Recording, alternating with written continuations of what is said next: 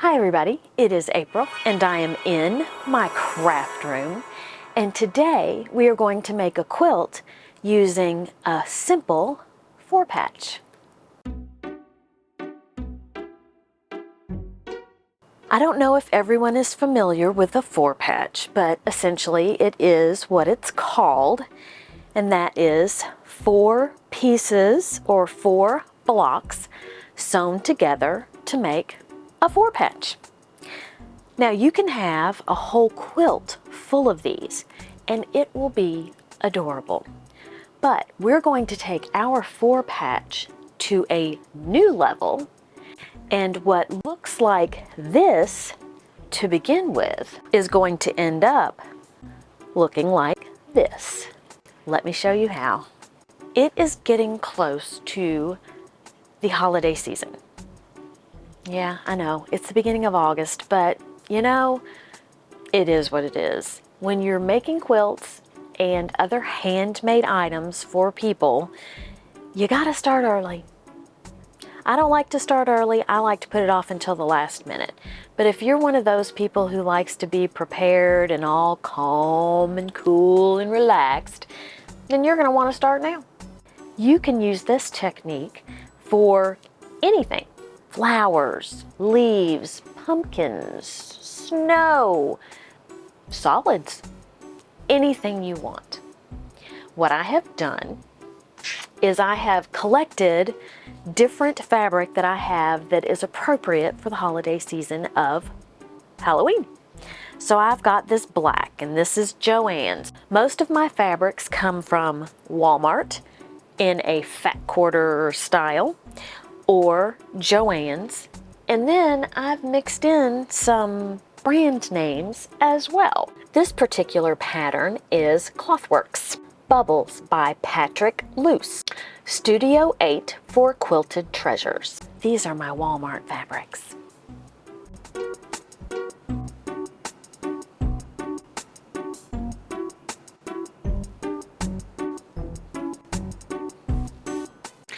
You're probably thinking I went a little overboard with the Halloween fabrics, and you would be right. But I mean, they're so cute. And I have a combination of what I found this year and what I found last year. So I have a lot of different patterns. I'm going to combine those patterns and solids to make a 4-patch. And there was a small motive to my madness. I tried to keep a solid here and here, like across from one another, or here, well, this way, and it's going to be here and here.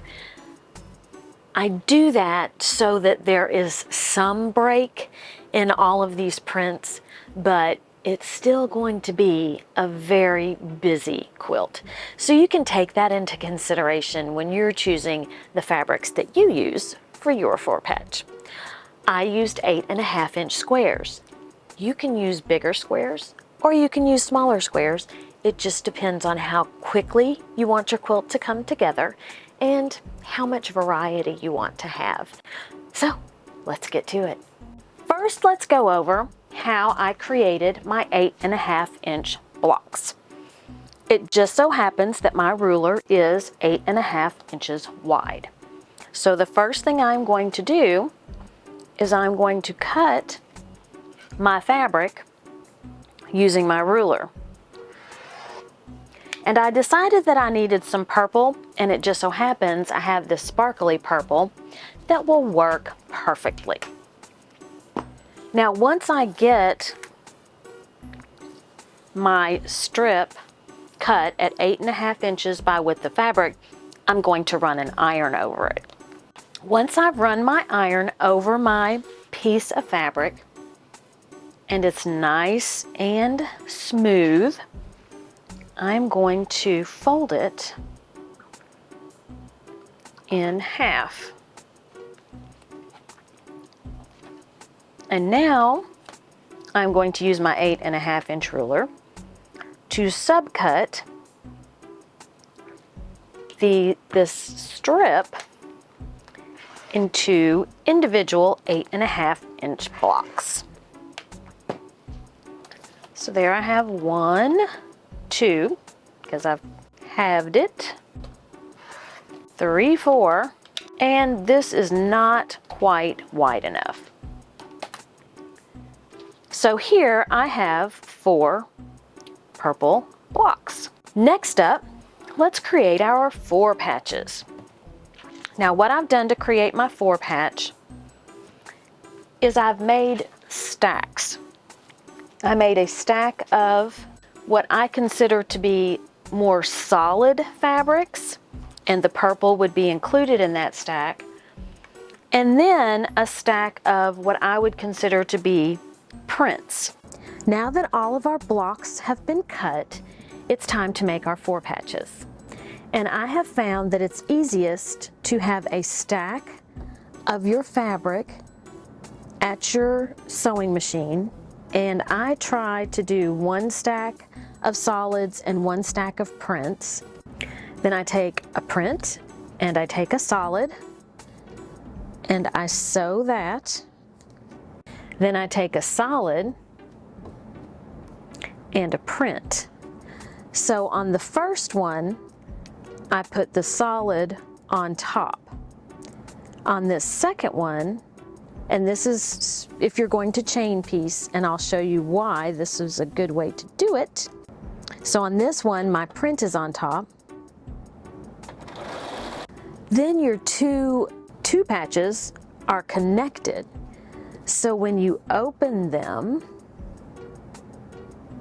they're connected. You can't take them apart. So you're going to flip it over, line them up, and sew them.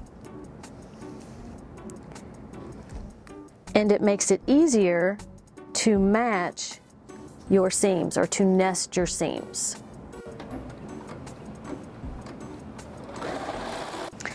And there you have your 4 patch. So you can chain piece like that and quickly knock out all of your 4 patches.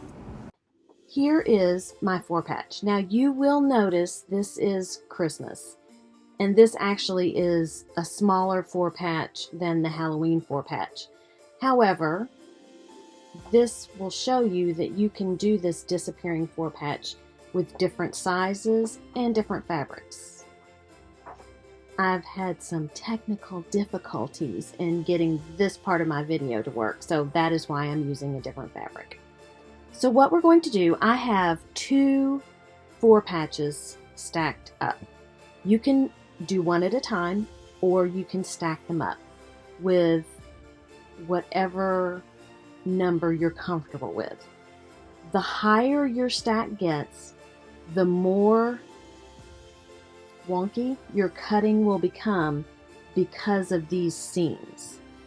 So if you want perfectly straight cuts, then you'll probably want to do one at a time. I'm going to do 2 at a time. And essentially what I do is I take my ruler, and for the cut this way, horizontally, I will just line up my ruler on this seam. And for the cut vertically, I will line up my ruler for this seam. And if you want to cut individually and cut the same way every time, you'll make a note of what line you're using on these 2 seams. And I apologize for the glare, but it's just part of it. All right, here I'm going to line up my 3 on the seam. So I line it up on the entire seam, and I'm going to cut on this side. Let me get my, oh, I can't use my weight because it's holding my little camera. All right, so I'm going to be careful. And then I want to leave it in place. I don't want to move it. I felt like I got a good cut. Yeah, so it's all good.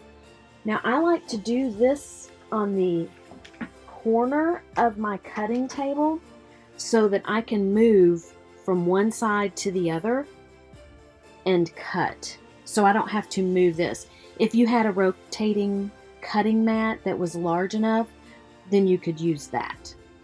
So I've cut this way. Now I'm going to cut horizontally. And I think what I'm going to do is I'm going to line this up on the 3.5 inch mark. And then I need to figure out, do I want to cut on this side or this side? And if you were cutting everything the same, then you need to cut the same way every time you cut. So I'm going to cut on this side. And again, I have to be careful because I don't have my weight. And I have a little sticky there. Okay. Okay. So now I've cut my fabric. So I have this big square here. I have this here, this rectangle. I've got a little square here and another rectangle here. I can pick this up and I can put it underneath. And then I have a whole different look. I can pick this up and put it underneath. I can turn these 180 degrees. So I have a look like that. I can turn this 180 degrees. I can leave this alone.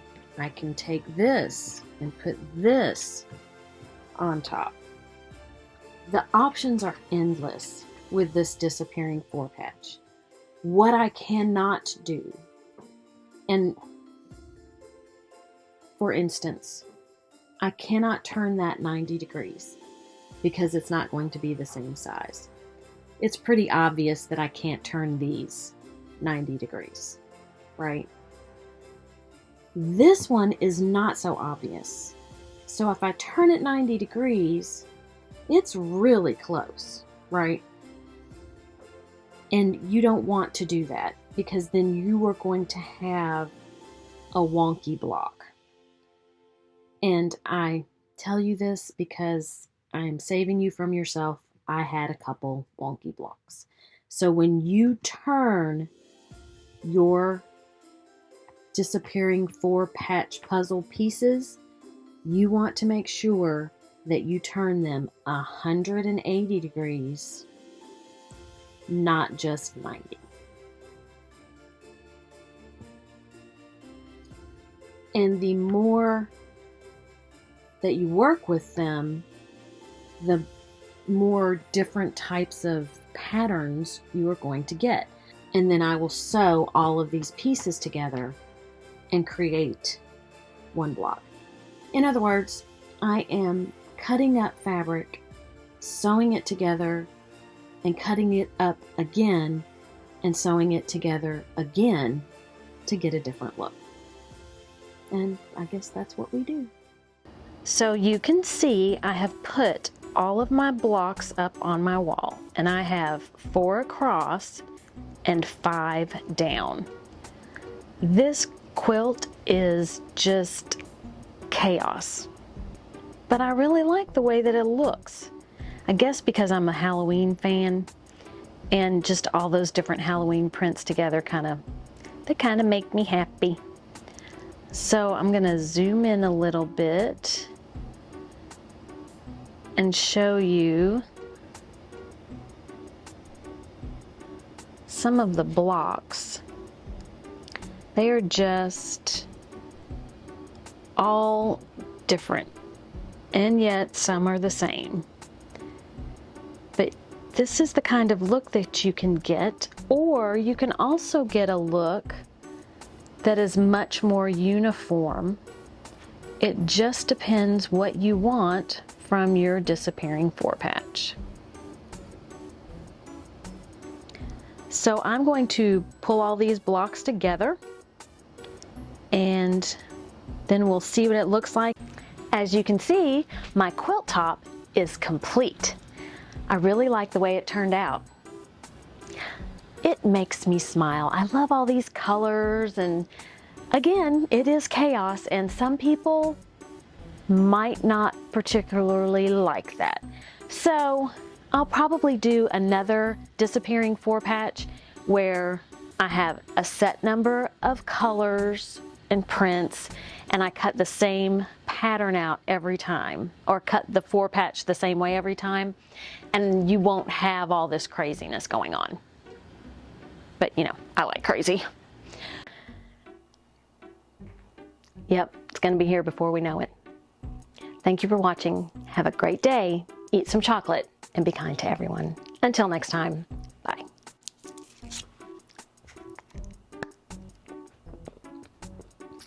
Most of this is Walmart fat quarters, and that is not correct grammar. This particular pattern, and what I did when I made my fat, now when I say solid, I'm losing it.